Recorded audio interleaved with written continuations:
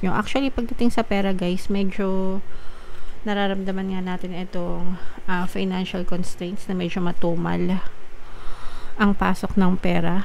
Pero sabi naman natin guys, maaaring merong tumulong sa inyo, no? Kasi matumal o kaya mabagal. Pwedeng may trabaho ka pero hindi ganun kalakihan yung sweldo mo. Parang dumadaan lang paycheck to paycheck, ganyan. Minsan debit pa, ibig sabihin minsan kulang pa.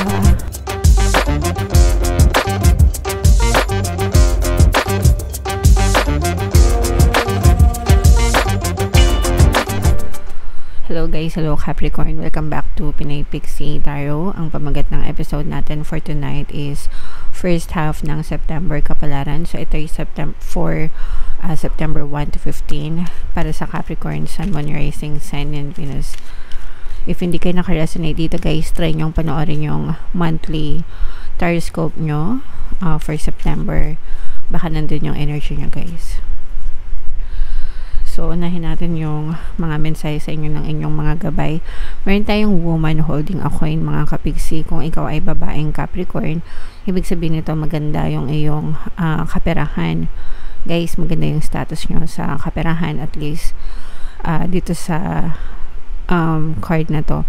For some of you naman, maaaring merong magbigay sa inyo ng tulong pagdating sa financial mga kapigsi. So, pwedeng magbigay ng tulong pinansyal, pwedeng magbigay ng pera, magpahiram, magbigay ng ayuda, o kaya naman sa trabaho nyo.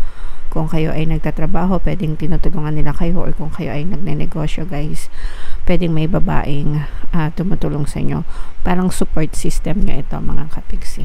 Okay? So, i-claim nyo na yan, i-mind nyo na yan guys sa comment section. Another message for you guys. Ito, financial constraints, no? Ibig sabihin, yung iba sa inyo guys, maaring nakakaranas ng hirap sa kaperahan, pero with this woman holding a coin, mga kapisi, parang ito yung magiging sagot dun sa financial problems nyo or sa financial troubles nyo, mga kapiksi. Okay?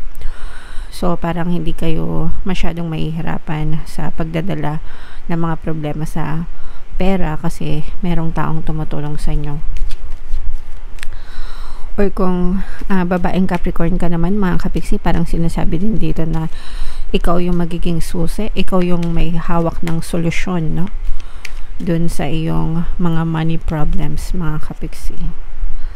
And then we have community in reverse guys. Ibig sabihin nito, medyo umiwas-iwas muna tayo sa mga kumpulan, okay? Lalo na dun sa mga marites. Sa mga feeling nyo naman walang magandang maidudulot sa inyo, yung mga puro chismisan lang, okay lang naman makikumpulan guys. Walang masama doon makikumpulan, part ng pakikipagkapwa tao. Pero pag ang pinag-uusapan na, or kung nararamdaman nyo na negative na yung energy, umiwas-iwas na kayo mga kapiksi. Okay? Kasi we want to surround ourselves with positive people, doing positive things, para yun din yung ma-attract natin sa buhay natin. Kung hahayaan nyo na mapaligiran kayo ng mga taong chismosa, marites, mapanira, asahan nyo magiging ganun din kayo guys.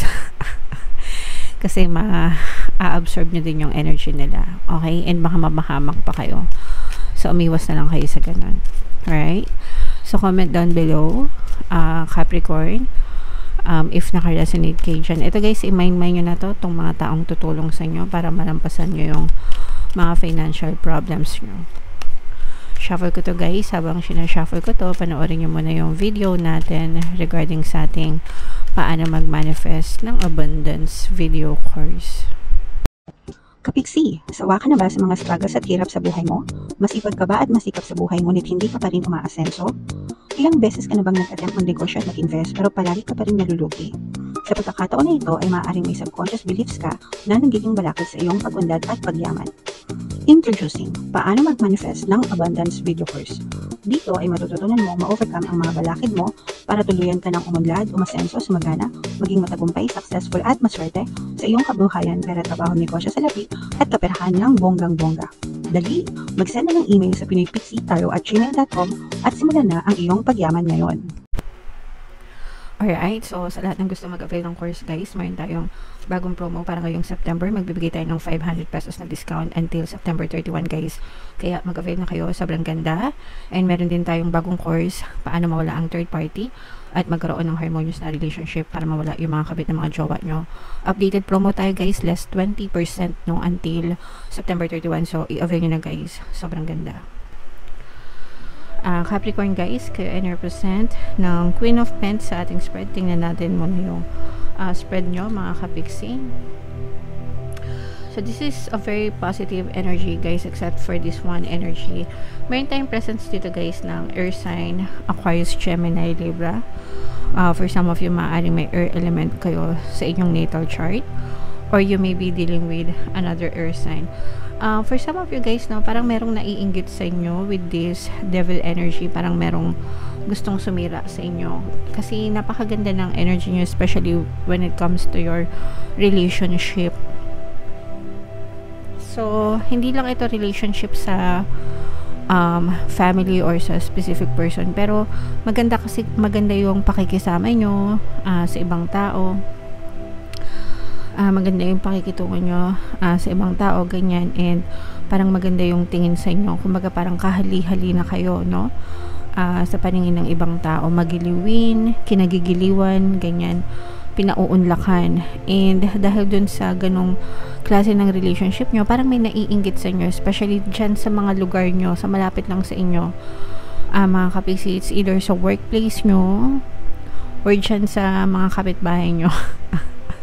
Kaya nga sabi ko sa inyo kanina guys na umiwas kayo sa mga marites. Yan. Kasi baka magdulot ito ng hindi magandang sitwasyon sa inyo, or hindi magandang bunga kapag nakikipagmaritesan kayo, kahit na sabihin natin na maganda yung connection nyo sa kanila mga kapiksi, kasi merong balak na sirain kayo mga kapiksi. Yeah, so yun nakikita natin negative energy nyo. On the positive side naman guys, napakaganda naman ng energy nyo,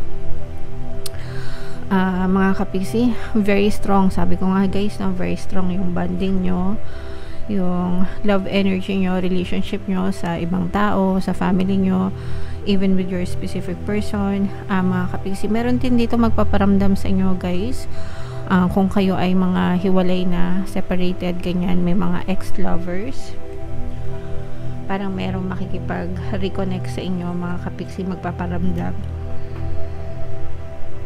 Strong air sign energy mga kapiksi, ito yung parang ini-stalk ka na nitong person na to. Parang feeling ko gusto nito mag-sorry sa'yo, especially kung meron siyang nagawang hindi maganda.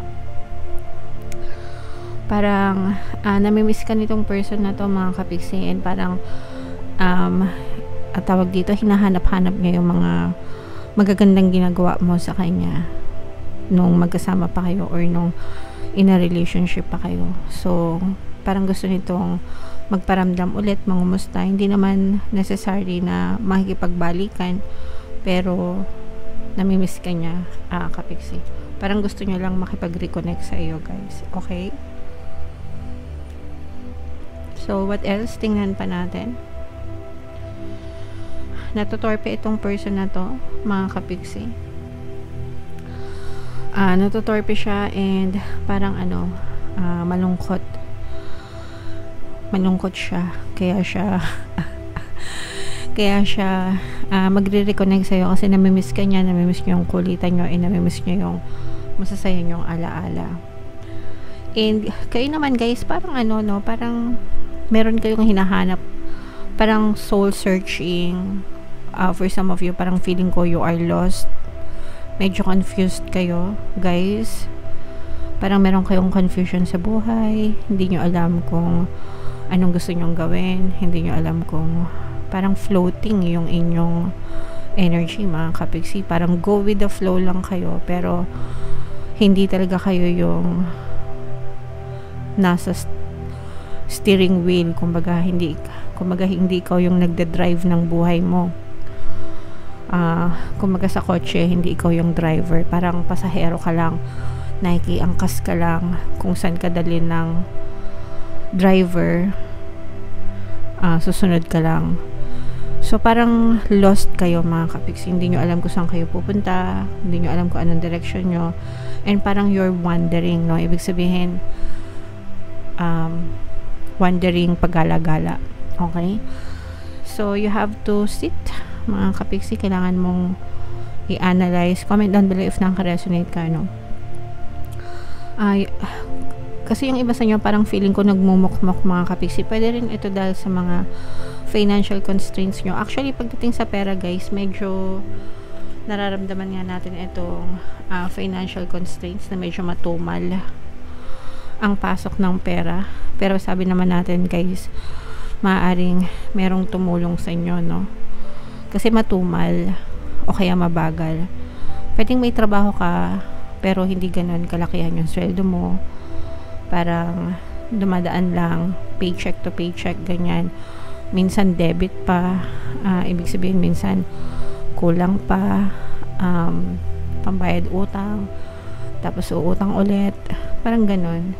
So parang naguguluhan kayo, guys. You're trying to find, parang meron talaga kayong hinahanap kung parang paano nyo masusolusyon yung mga problema nyo, and at the same time kung ano talaga yung gusto nyong gawin.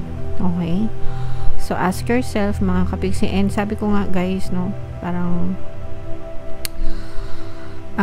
dun mo na yan magsisimula sa ano ba yung gusto nyong gawin. Okay, dun mo na kayo mga kapiksi, para magkaroon kayo ng direksyon, kahit maliit lang. Ang importante, ikaw yung nasa driver's seat ng kotse mo, ikaw yung magmamanage ng buhay mo, para kahit anong mangyari, maligaw ka man or maging successful ka man, ikaw pa rin yan, kapiksi. Okay? Alright, so comment down below guys if feeling nyo naka-resonate kayo dyan sa reading na yan. Medyo lost ang inyong energy ngayong September 1 to 15 guys, so comment down below if naka-resonate kayo. Pwede kayo guys makinig ng ating mga pampaswerte subliminals para makatulong sa inyo in case na namamroblema kayo sa pera. So ito yung playlist mga kapiksi, and ito naman yung ating success stories ng paano mag-manifest ng abundance video course. Click here to subscribe guys, and click here to join our membership program.